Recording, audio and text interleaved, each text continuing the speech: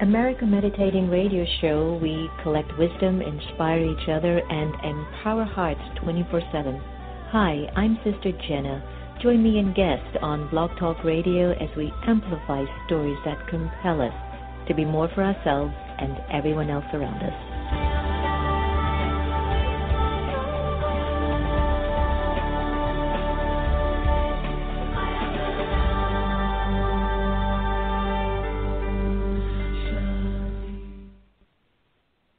Hi, I'm Angela Peabody of Global Woman Peace Foundation, and I listen to America's Meditating Radio Show. The Azar Foundation for Children of the World is an organization aimed to support women and children in need across the globe. We believe in empowering lives, strengthening minds, and providing programs that enrich health and education. The Azar Foundation was founded in 2003 and has been serving the world ever since. Visit us at our website at www.azar4children.org. That's www.azar4children.org to find out more information about our endeavors and join our mailing list. Remember, the smile and the cry of a child doesn't have any language. The Azar Foundation. Blaylock Dialysis Center is a convenient state-of-the-art dialysis center in the Houston area, run by Dr. Panakin Patel. Relax in a comfortable environment while receiving quality care. Serving adults 18 to geriatrics, we are here to help you.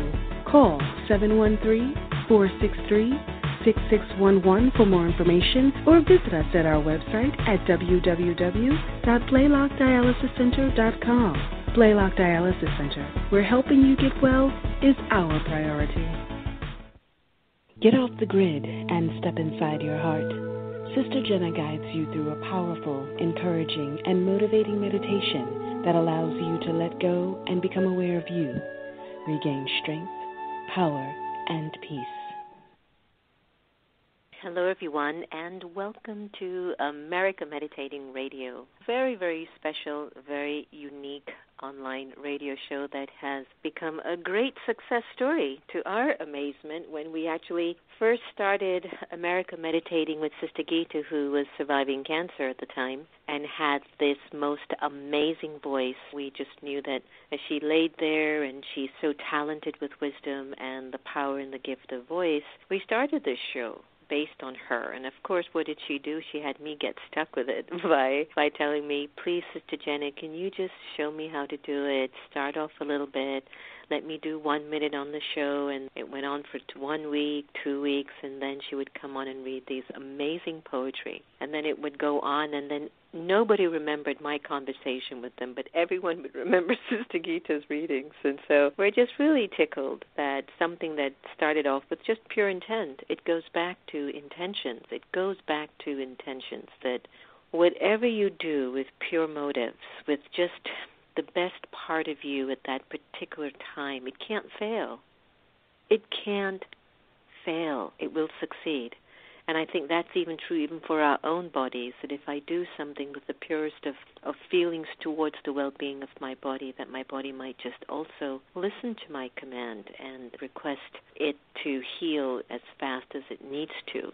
You know, we're moving through a very interesting time. I spoke to a very old friend a few months ago, and she hit it on the nail. You know, she said, Sister Jenna, the elements, just the vibrations in the world, the elements in the world is also quite heavy. It's very thick. It is also what we call in Hindi a Tamo-Pradhan stage. What I mean by that is it's in a stage where this human consciousness that takes more than it gives has really taken advantage of the earth and its resources. So whether it's fire, ether, air, water, or land, we have been using these elements for thousands of years. I know some scientists will say billions of years, and yes. And so the question is, how am I serving the nature, and how am I serving the nature of my own body? What are your thoughts? What are your thoughts doing in serving the cells inside of your body and serving the environment that you're living in and serving the city that you are a resident of, and then, of course, the country or the world at large? And can it be that it does get right back to the point that your thoughts matter, and your thoughts are a source of energy. And if we use the energy of thought in a way that's very mundane, very average, very human, where it really doesn't stimulate sustainability, it more sustains conflict, limitation, destruction, then the question has to arise, who do I blame here? And I don't mean blame in terms of you're bad, you're naughty, go in the corner, sit there and count 100. I mean, who do I turn the responsibility to if I want something to be better for me? Is it to me? Is it to somebody outside? Do I blame this for? I mean, what do we do with this incredible power called the power of thought? I would like to have you contemplate on that as we encounter a beautiful conversation with Dr. Marilyn-Joyce. Very fascinating lady, a 5-time cancer survivor and a registered dietitian with a doctorate in psychology and nutrition. We're looking forward to having a heart-to-heart conversation with Dr. Joyce. But before we get her on the air, I'd like us to do what we do best, and that is to go into a moment of reflection and to touch base with something higher than ourselves at current. So from my Off the Grid into the Heart Meditation CD, here's one of my favorite tracks, Off the Grid. Take a deep breath. In this meditation, I invite you to become aware of the 2 types of consciousness that reside within the soul. Let us choose the consciousness of light over the darkness of past stories, the history that gets into our way. Let us now remember our connection to the Supreme Energy, the Supreme Soul, the being of light. For far too long, we have allowed the external forces to dictate our inner force.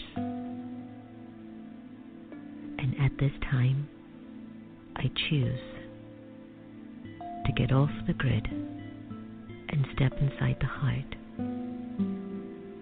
to be myself.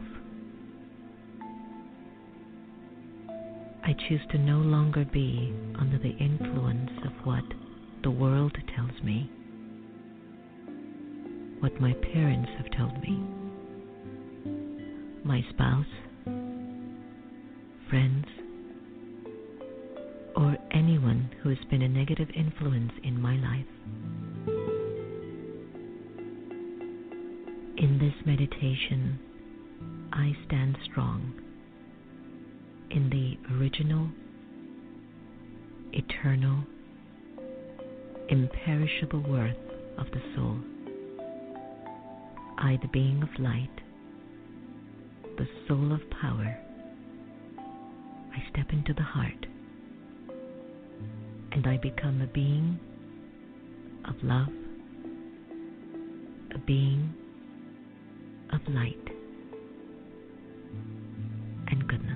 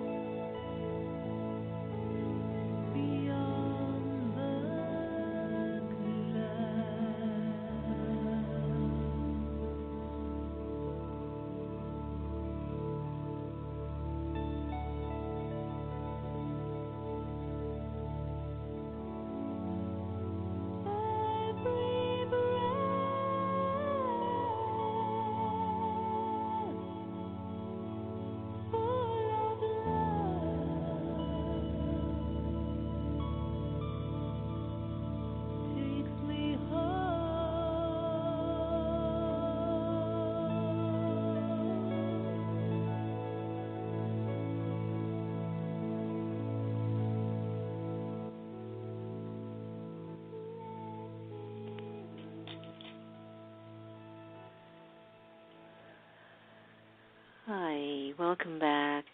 Flying free from bliss. Wasn't it powerful? I hope you enjoyed the meditation with Off the Grid from my Off the Grid CD, which you can get on iTunes or Amazon or even CD Baby. Well, look, unlimited energy and vitality is what we're going to start to have a conversation with Dr. Marilyn-Joyce. She's a registered dietitian with a doctorate in psychology and nutrition. She is known as the Vitality Doctor, internationally acclaimed speaker, writer, radio, and television personality, and the leading authority on nutrition and lifestyle for the prevention and overcoming of cancer and other degenerative illnesses. But for almost 30 years, Dr. Joyce has been inspiring audiences around the world as an inspirational, motivational seminar leader and keynote speaker, featured on such shows as Leeza, Jenny Jones, Doctor to Doctor, Essentials on PBS, as well as hundreds of other media appearances, including radio and print. She has touched many, many lives. A 5-time cancer survivor, Dr. Joyce is also the former director of nutrition for the Cancer Treatment Centers of America, and her newest book is entitled Instant Energy, The 5 Keys to Unlimited Energy and Vitality. Dr. Joyce, give me some of that vitality and unlimited energy. Welcome to America Meditating. Well, after that beautiful meditation, it's like I just want to just bliss out.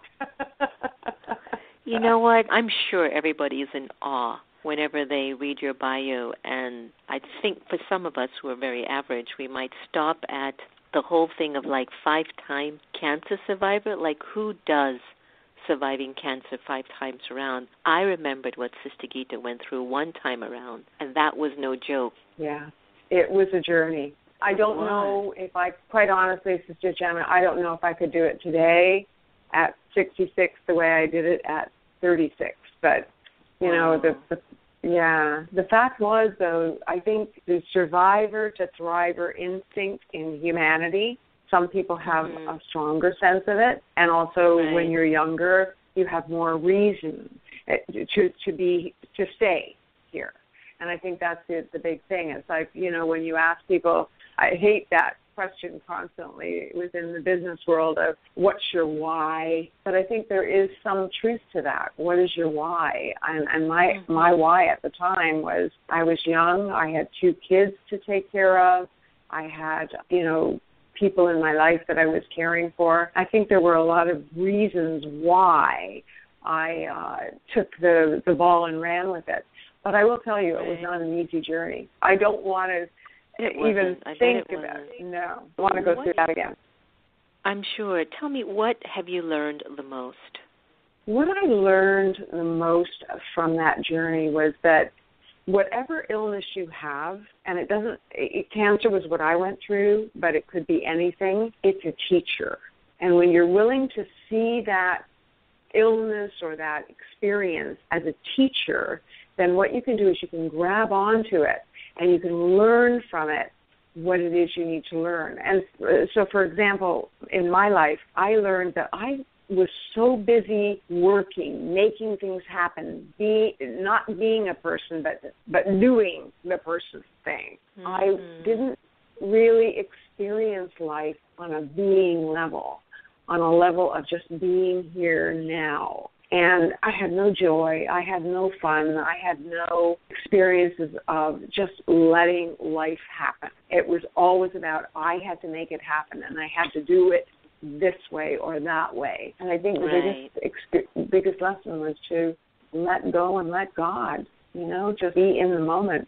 Yeah. Well, I just love you for that. I just think it's such an inspiration, and I have to just commend you for your courage of spirit, because a lot of us can just sometimes say that's enough. You know, we all set our own limits on our own journey and our own destiny, and for you, you were like, I'm too much excitement about life. So let's talk about the whole vitality and the whole instant energy, because you have a book out called Instant Energy, and in your book you talk about how to really make this energy just instant, which I don't think it means drinking down one of those, what do you call it, 5 energy drink malls? I don't know what it's called. I've never done one. Exactly. I get scared because I'm already so hyper. I was thinking, oh my gosh, if I drink this thing, I'm just going to jump out of my seat. So when you talk about instant energy, can we really have energy in an instant? Like, how do we actually do that?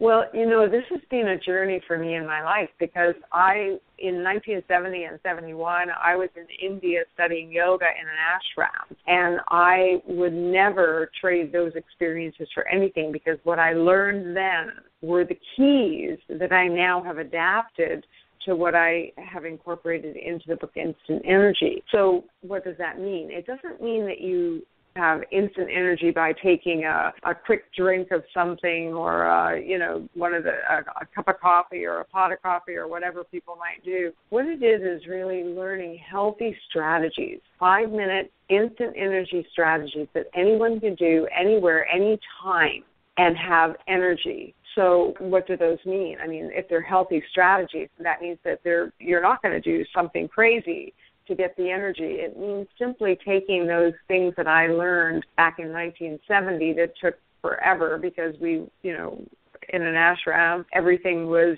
processed. And it still is. I mean, even the 5-minute strategies today are. But the point is that really what it is about finding ways to regenerate yourself quickly, like 5 minutes, which is instant in our culture.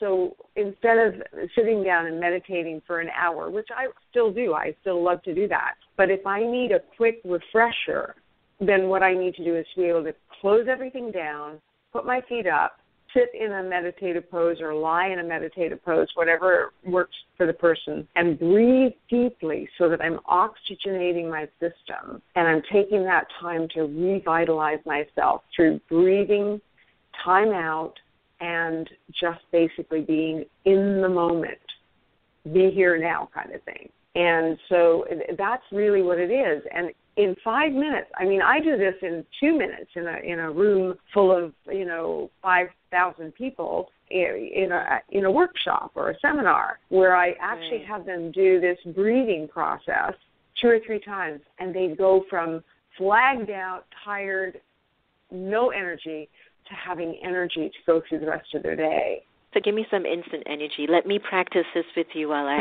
have you on the air. And to all of the listeners, please, just make sure you pull the car over. Okay, I'm ready. Exactly. Absolutely. Pull the car over. Well, the first thing that we have to do is we have to exhale fully in order to fully inhale. And that was a huge lesson for me and a huge epiphany, because just breathing deeply is great, but it's not going to do the same thing as if you learn to fully exhale so that you're blowing out all of the garbage that's in your body, and then you can fully inhale that clean, fresh, pure air. So it's like blowing it out. And we do this about 3 times. So we breathe in, blow it all out. And do that 3 times. In again, blow it all out. Another time, breathe in, blow it all out. Then once we've done that 3 times, we can start to begin a breathing process where we breathe in to a count of 4, hold to a count of 4, and release to a count of 4. But it's done in a rhythmic format. So it's not like breathing in quickly 4, holding quickly 4, and breathing. It's like breathing in 1, 2, 3, 4. Holding that breath, 2, 3, 4, and releasing that breath, 2, 3, 4. Breathing in, 2, 3, 4. Holding, 2, 3, 4. Releasing, 2, 3, 4. Breathing in, 2, 3, 4. Holding, 2, 3, 4. Releasing, 2, 3, 4. So that's just 3 times we've done that. And if you do that for 5 minutes, you'll experience incredible energy. But just in doing that 3 times, just 3 breaths after fully exhaling, you really notice that energetic increase that you have in your life. No, it works. It works. It reminds me of this type of yoga that a lot of my friends do called pranayama, but it's different. Yes. They will go through it but breath is a really important part of health. And even when one of my sisters came down with cancer, she had studied in a research that said that if she was breathing more and having deeper breaths and cleaner air, that her cells would have actually been nurtured. Do you believe that? Absolutely. I mean, the biggest thing about breathing is that most people don't realize, Sister Jenna, is that, in fact, cancer cells do not thrive in an oxygenated environment. So if we can oxygenate our cells at the deepest level, we can actually eradicate the cancer cells. Everyone has cancer cells. I don't care who you are. I don't care how well you take care of your body. Everyone has some cancer cells roaming around in the body. It's when they get out of control that we have a concern. But if we can eradicate them quickly by breathing in oxygen and permeating the body with that, and that's what that holding is. You breathe in the air and then you hold it. And as you're holding it, I have my patients visualize that breath flowing through their body while they're holding it, flowing to wherever there might be cancer cells and knocking those little suckers out. It's really putting the focus on that, yeah. I love that. Well, let's go a little bit more into some of the health challenges that we're dealing with in the country especially. What is the number one health challenge today in all age groups that you have come across? That's a great question. What I call that is an energy deficit, Sister Jenna. Where we are now today is that everyone is suffering this energy deficit. And I'm not talking about fuel in the car or any of that kind of thing. I'm talking about fuel in our body. This body is an engine that requires energy. It requires the right kind of equipment and resources in order to have that energy. And we're not giving our bodies those essentials. We are not serving our body as we need to be serving it. We serve our cars better than we serve our bodies, basically, because we don't give it the fuel it needs. I mean, it's so disappointing and sad to me when I go into a school, and I do a lot of this, where I go into the schools, especially in South Central or wherever, LA, where the kids are really energy deficit, and I teach them how to breathe. And I watch their heads rolling around on the desk when I first go in, because they're 8 and 10 years old and they don't have any energy for the day. They probably started their day with a Pop-Tart or whatever, because no one's ever taught them what they need. And the minute that these kids get it, they get it. I mean, they are smarter than most adults I work with. They understand. Because once they do the breathing and they realize, wow, I've got energy. I didn't have any energy 10 minutes ago. And then we talk about, the foods that provide the energy as well. And so it's real transformative experience both for them and for me, because I see this, how quickly this can change a person's life. And we need to start with our kids. So now, with obesity on the rise, along with many health-related illnesses such as diabetes, high blood pressure, it's so interesting. Back in the days, you didn't hear about all these diseases, and earlier on in the show, I was talking about the decay of the elements. So you've got obesity, you've got diabetes, you have high blood pressure, you have heart disease. What stops most people from doing what they need to do to be healthy and vital? I think it's summed up in one word: complacency. As long as we're okay, we don't take action. I mean, I didn't believe that. I remember one time doing a radio interview 20 years ago probably, and the interviewer said to me, "So, Marilyn, why do people have to get sick in order to take action?" And I said, "Oh, no, they don't have to. I really honestly on some level believed that wasn't the case. And then during the break, there was a break in the show, realized that even I had to get sick in order to get well, and to experience a shift from complacency to taking action. And when we got back from the break, I said that. I said, I really woke up. I woke up to the fact that complacency seems to be the problem for people. They don't take action until they're forced to take action. Now, does that have to be the case? I don't believe it does. I think there's a greater sense of awareness today than there ever has been, because, social media and the news and all that is very global. The world has become a very small planet versus what it was 20 or 30 years ago when you didn't know what was going on in the rest of the world the way you do now. And within, a click of the mouse on your, right? So, I know. But, yeah, complacency is the thing we have to overcome, because once we become aware of the fact that we are responsible for our health, and that just sitting back and praying that nothing's going to happen isn't the answer. It's about being proactive, about actually taking steps now before we get to the place of being ill with some sort of illness. At the same time, Sister Jenna, I don't want to say that everyone's going to avoid cancer, everyone's going to avoid an illness. That probably isn't the case, but we can ward it off, or we can overcome it, or we can slow it down by the things that we do, the actions we take.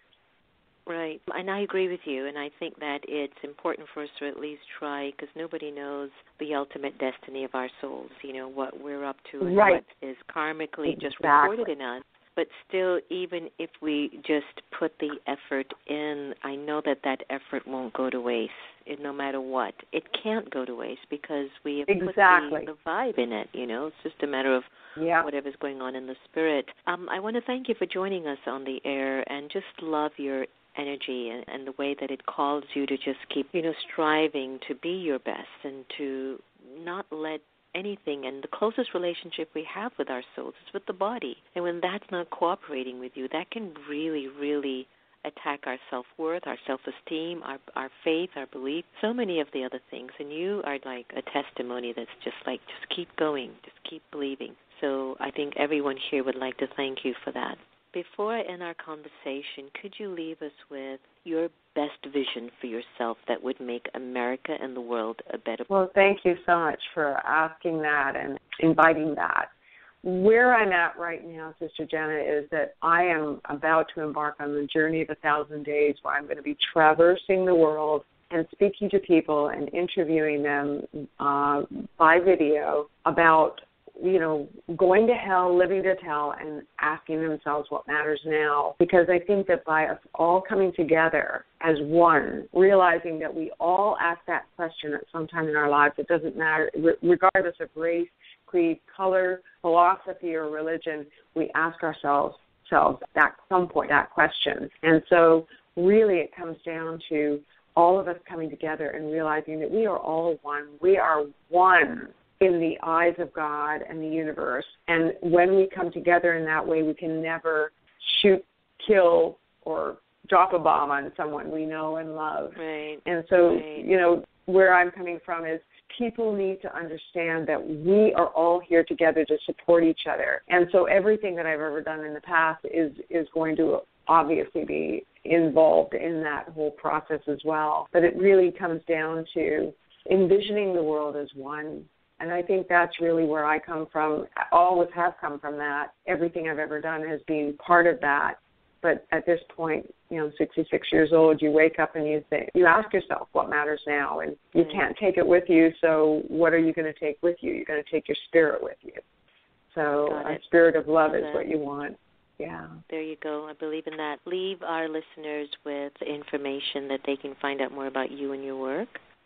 Absolutely. I do have a gift for anyone that's very interested in any quick, easy 5-minute healthy strategies, and that's at 5minuteenergytips.com. 5-minute-energytips.com. And at that point, they can, that'll take them to anything else that they want to find out as well. Oh, lovely. Thank you so much, Dr. Joyce, and looking forward to hearing more amazing stories from your journey. Thank you. Thank you so much, Sister Jenna. This has been an absolute delight. Me too. Take care. Bye-bye. Bye-bye.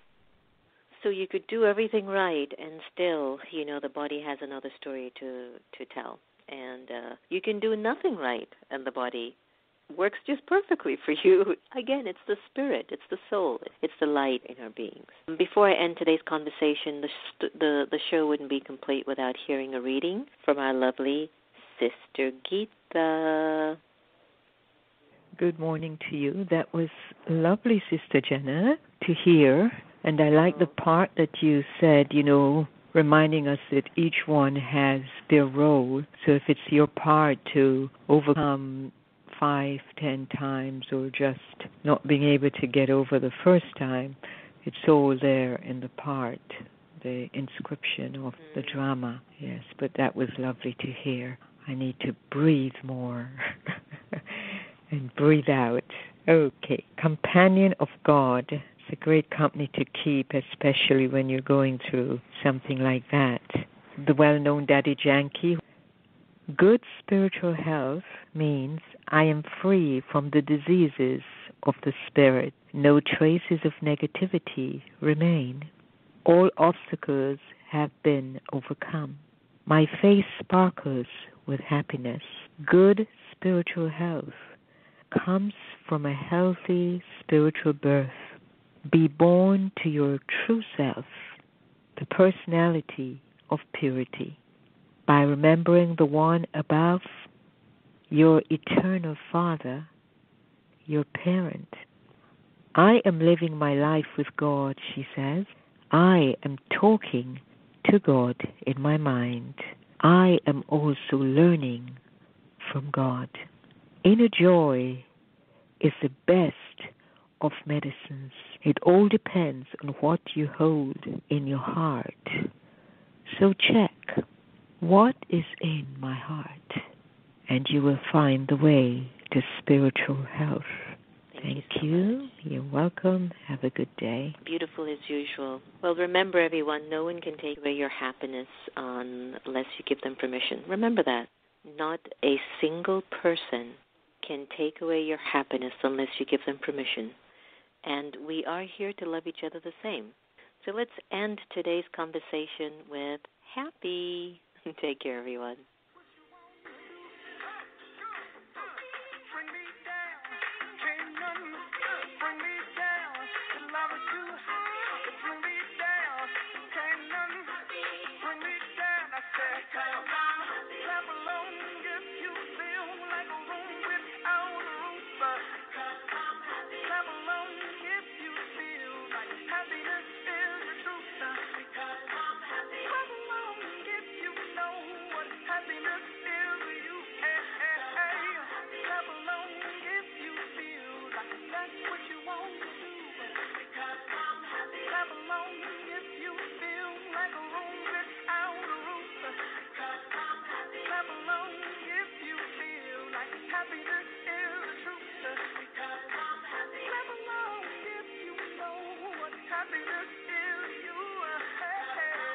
Clap along if you feel like that's what you want to do.